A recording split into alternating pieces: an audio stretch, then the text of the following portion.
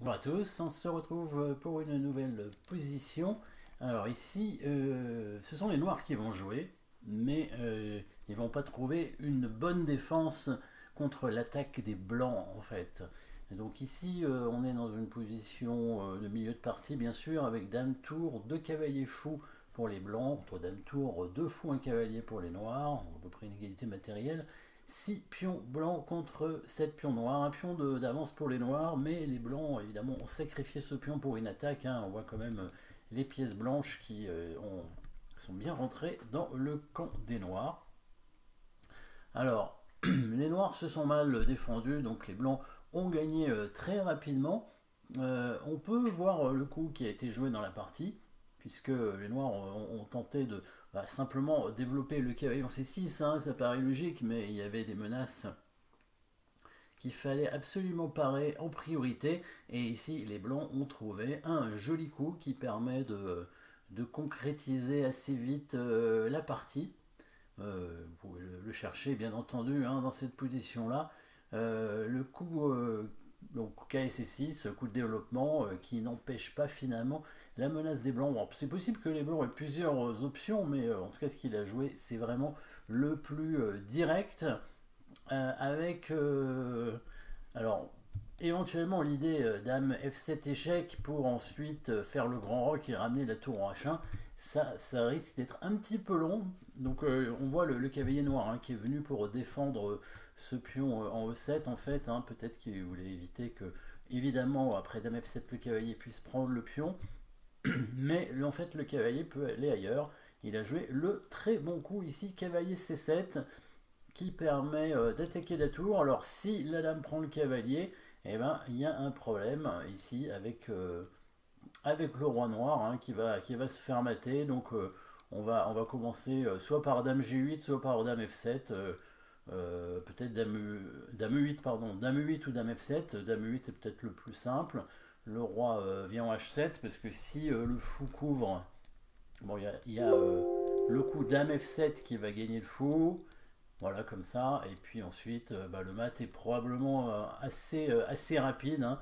Par exemple, dame F7 et fou G6 pour menacer dame H7 mat qui a l'air assez imparable. Du coup, peut-être roi H7. Mais dans ce cas-là, on peut jouer fou G6 et faire probablement le grand roc, hein, ou bouger le roi. Mais bon, autant faire le grand roc, hein. Autant faire le grand roc. Comme ça, il n'y a pas d'échec. Hein. Si on met en E2, il y a peut-être le pion qui avance. Voilà, le roi en C1 ici ne risque rien. Et la tour va arriver en H1 et ça va être mat rapidement. L'autre idée du coup cavalier C7, c'est quand la tour va bouger en B8, hein, pas trop le choix. Et ben, le petit coup qui permet de gagner tout de suite, c'est celui-ci, le coup de cavalier E8 avec la menace de mat hein, sur le fou G7. Les noirs vont devoir donner leur dame et évidemment ils vont perdre assez rapidement.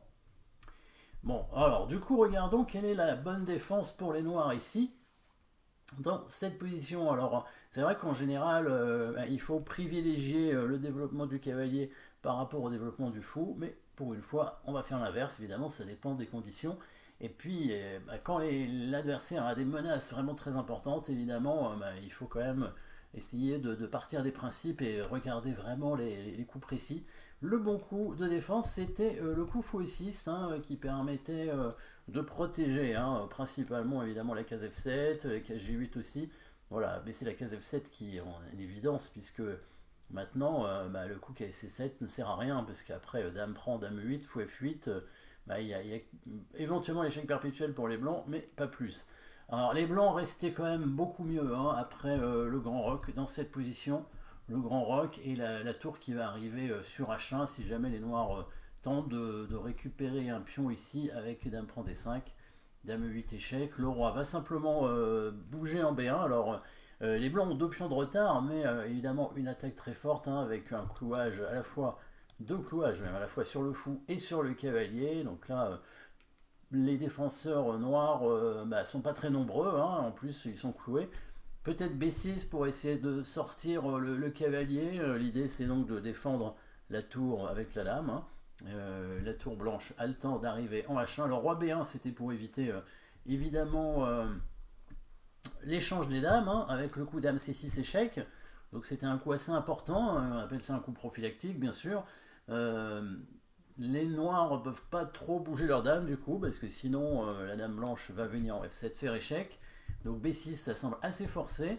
Et sur le coup tour H1, peut-être qu'avec D7, là les blancs ont la possibilité de gagner du matériel et donc d'obtenir une position minimum avantageuse, peut-être gagnante. Hein. Vous avez peut-être vu la petite combinaison ici qui permet de gagner du matériel. On va jouer le fou en F7. Alors on peut se dire bah, dame prend fou, dame prend tour, on a gagné une qualité, mais quand même les noirs ont 2 pions d'avance, hein, donc c'est pas tant que ça. Alors, si le roi bouge, vous avez vu ce qu'on joue avec les blancs, bien entendu. Là, on va pas gagner une qualité, on va gagner une pièce. Le fameux Desperado, hein, la dame qui de toute façon est perdue, se sacrifie sur une pièce pour pouvoir bah, la gagner, tout simplement, hein, puisque après, le fou prend la dame. Donc là, on a quand même un fou d'avance. Bon, pour 2 pions aussi, mais les pions sont quand même bien bloqués pour l'instant. Et une pièce, c'est pas comme une qualité. Hein. Une qualité, c'est une tour contre une pièce mineure. Donc, c'est même si la tour est meilleure, bah, c'est quand même une pièce contre une autre pièce. Et s'il y a 2 pions d'avance avec le cavalier ou le fou, ça peut être assez embêtant. Donc ici, si la dame prend le fou, en fait, on ne prend pas la tour, évidemment. Hein, vous avez vu la dernière pointe ici qui pourrait y avoir. Hein, donc, avec le coup de tour ici, déviation du roi pour pouvoir récupérer la dame. Alors ici, il y a tour fou 2 pions contre la dame. Alors c'est vrai qu'on pourrait se dire, bah, c'est comme une qualité d'avance. Sauf que bon, la dame est nettement plus forte ici que la tour n'aurait pu être tout à l'heure, puisqu'elle est bien placée en direction du roi, créant des attaques. Le fou des noirs est bien bloqué. Et bah, les blancs devraient, je pense, en une position gagnante ici, mais bon, ça peut se jouer peut-être pour les noirs, mais ça paraît très compliqué. En tout cas, voilà, la bonne défense c'était comme fou 6, mais on restait quand même dans une position très difficile pour les noirs. Voilà, voilà, la partie s'est terminée assez rapidement avec le coup cavalier C6, hein, cavalier C7 et le coup cavalier E8 après tour B8, cavalier E8 qui gagnait tout de suite. Voilà. Merci d'avoir suivi cette position. N'oubliez pas de vous abonner et à très bientôt.